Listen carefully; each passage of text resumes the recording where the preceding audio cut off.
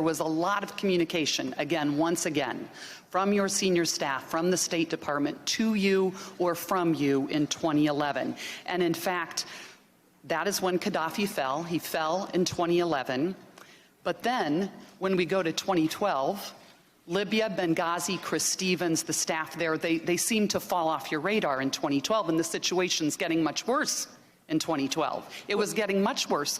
And let me just share for you, in your records that we have reviewed, there is not one email to you or from you in 2012 when an explosive device went off at our compound in April. There's not a single email in your records about that explosive device. So my question is, this was a very important mission in 2011.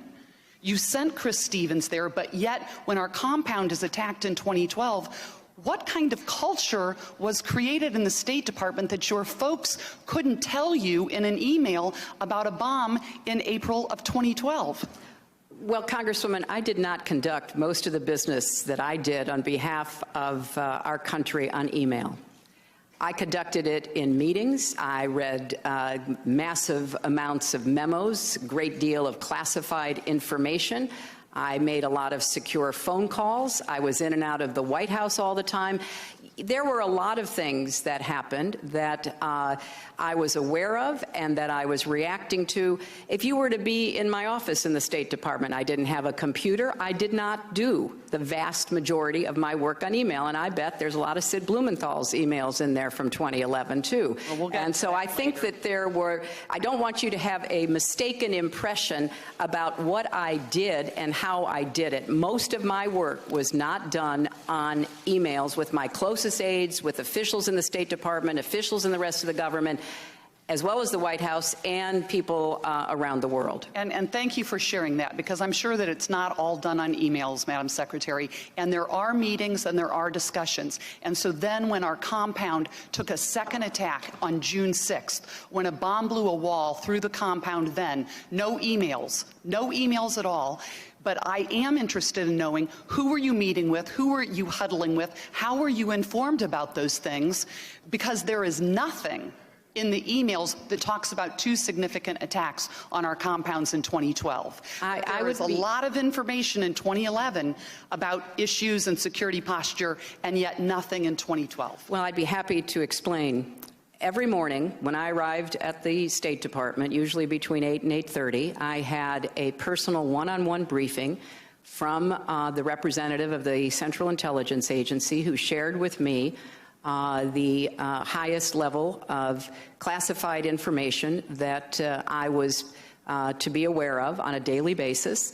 I then had a meeting with the top officials of the State Department every day that I was in town. That's where a lot of information, including threats and attacks on our facilities, was shared.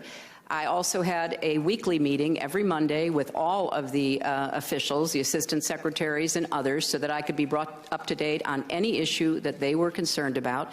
During the day, I received hundreds of pages of memos, many of them classified, some of them so top secret that they were brought into my office in a locked briefcase that I had to read and immediately return to the courier.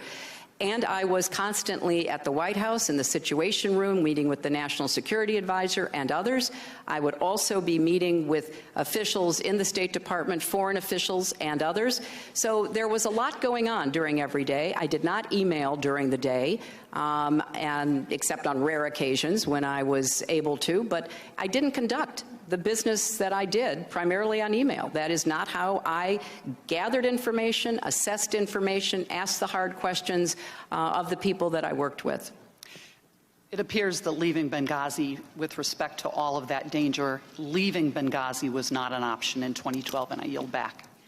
Well, I would hope you would take as seriously the fidelity to law of prior directors.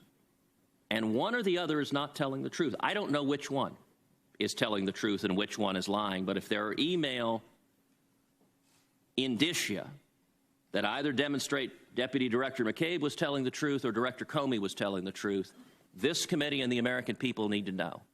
And simply saying an ongoing investigation means we'll never know who lied to this committee. That's not acceptable, I believe, either to this committee or to the American people? One of the central takeaways from the Inspector General's report that's at issue today is the importance of following long-established norms in the department, which includes commenting on pending matters in front of Congress or otherwise publicly. And so I don't believe that it would be appropriate for me, no matter how tempted I might be to answer your question, to deviate from those norms in one of my first acts as director. Director Wray, let me understand which pending matter you're referring to. The Clinton email matter is closed, is that correct? Yes.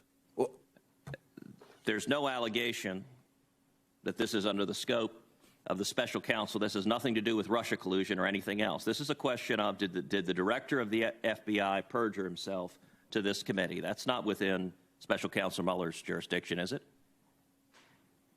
Whether the director of the FBI, I don't know what's fully within the scope of special counsel. Well, you're declining to answer a question because you say there's an ongoing investigation. I'm trying to understand what investigation arguably covers the emails demonstrating whether or not the director of the FBI committed perjury. And I can't answer that question without describing an ongoing investigation. So it's your position you're not going to describe any investigation, but you'll decline to answer any questions because there might be some investigation that might implicate it? No, what I'm testifying to is that the questions you're asking, I know for a fact, implicate matters that I can't describe without implicating an ongoing investigation. All right, let's shift to Mr. Horowitz. Let's go a little bit deeper into the issue you brought up with Senator Coons about the potential of bias in the investigation. Your conclusion was that the agents involved in the conduct, quote, brought discredit to themselves, sowed doubt about the FBI's handling of the investigation, and impacted the reputation of the FBI. There were approximately 15 full-time agents and analysts staffed on this investigation. Is that correct? As I sit here, I'm not sure the exact number. It could well have been that number. It was a lot and probably around that number. And Deputy Assistant Director Peter Strzok was assigned to the investigation in August of 2015 and was placed in charge of supervising the day-to-day operations. My understanding is he was, in essence, leading the investigation. So the agent leading the investigation, is it true that during the period of the investigation in late 2015 and in 2016, when Mr. Strzok was in charge, he used an FBI device to call President Trump a, quote, effing idiot, although I don't believe he abbreviated it, a loathsome human, and a disaster? Correct. Did he also say multiple times that Donald Trump, quote, cannot be president? Correct. And on August 6, 2016, when FBI counsel Lisa Page said to Strzok that, quote, maybe you're meant to stay where you are because you're meant to protect the country from that menace, meaning President Trump, did Mr. Strzok reply that I can protect our country at many levels? He did. And 2 days later, when counsel Lisa Page asked Mr. Strzok whether Donald Trump would ever become president, did Strzok reply, quote, no, he's not, will stop it? Correct. And is it true that there are many similar statements by Mr. Strzok in the report? That's correct. And indeed, you could go on to August 15, 7 days later, which was of concern to us as well, referencing an insurance policy. Now, according to the report, beyond Mr. Strzok and Lisa Page, there were at least 3 other FBI employees involved in the Hillary Clinton email investigation that showed animus. For example, they called President Trump an effing idiot, again, and they called his supporters a slur for the intellectually disabled that I won't repeat in this committee. Is that correct? That's correct.